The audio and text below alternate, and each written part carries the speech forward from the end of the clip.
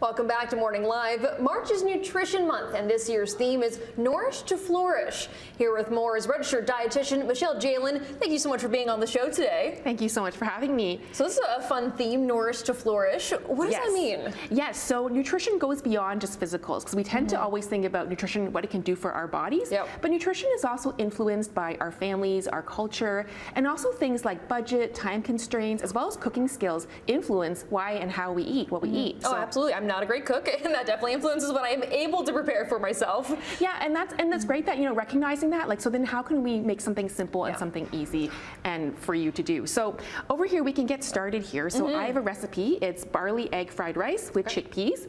And the way I made it is, first of all, I started off with some eggs too, and I like eggs because they have 6 grams of complete protein per egg, as well as 13 essential vitamins and minerals to help a busy family meet their nutrition needs. And then what I'm also adding into this with the eggs is I like to cook some frozen vegetables as well as canned chickpeas. They're great staples to have, very affordable and very good to have in your kitchen to give it a nutritional boost. Just add those right in there? Yeah, just add them right in there too. And then I'm adding barley. Now barley is a local grain, that's our grain, and it has a mild nutty flavor as well as a chewy texture. And it's also high in fiber, protein, as well as B vitamins and some iron. So it's a great complete meal. This is a great one you can make ahead. And also everything here uses Canadian and local ingredients, which is also very good to note.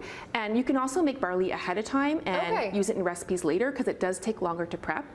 For the sauce there, I just used a mixture of low sodium soy sauce, rice vinegar, as well as sesame oil. Mix it all together, heat it together. I have given you the recipe, so it should be on chch.com. It will be on chch.com/morninglive. Yeah, so then it would be a great way for people to find that recipe right there. So amazing. It looks like it saves well too. I know like rice usually saves pretty well. Does barley save just as well? Yes, it's good for about a week if you make it ahead of time. So it's also better to make it ahead of time in some ways because it does take longer to cook. So it also saves you that meal prep. So it kind of helps you, nourish to flourish in that regard. Amazing. And you said all Canadian ingredients. And as you mentioned, barley's grown in Ontario, which is not something that I knew prior to this. So local ingredients. Yes, so barley actually and oats as well as flour are local grains that are produced in our province by 28,000 Ontario grain farmers. They produce nutritious, safe, and high quality food for us. So it's good to support our local farmers. Absolutely. It is the time to be doing this, supporting Canadian, especially as we are seeing some of those prices sort of start to waver in grocery stores, and who knows what will happen with all the tariffs and counter tariffs. So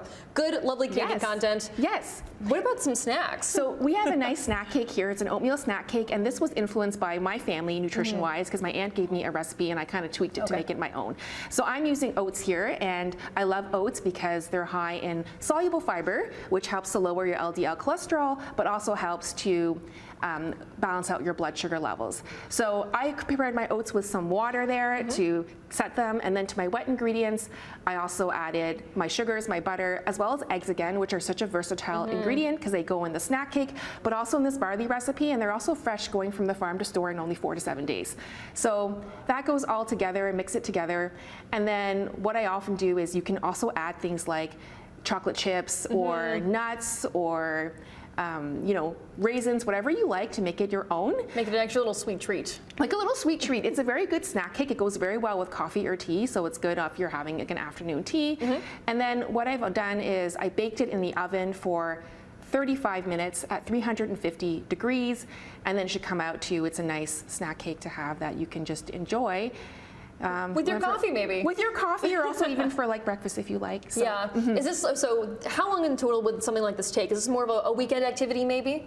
I would call it a weekend activity. It's a great thing you can do. Maybe when you're prepping your barley, you can also bake your snack cake, and it's a good thing to have throughout the week to kind of help meal prep. So it's just something that is good and tasty to have on. When you want a nice sweet treat. Always good to have on hand, and they're not going out trying to find a sweet treat. You already have it in your kitchen. Michelle, where can we find your information? You can find me at michellejaelin.com. Amazing. All right, we'll check that out. And like you said, recipes on our website, chch.com/morninglive. That's all the time that we have. Thank you for joining us.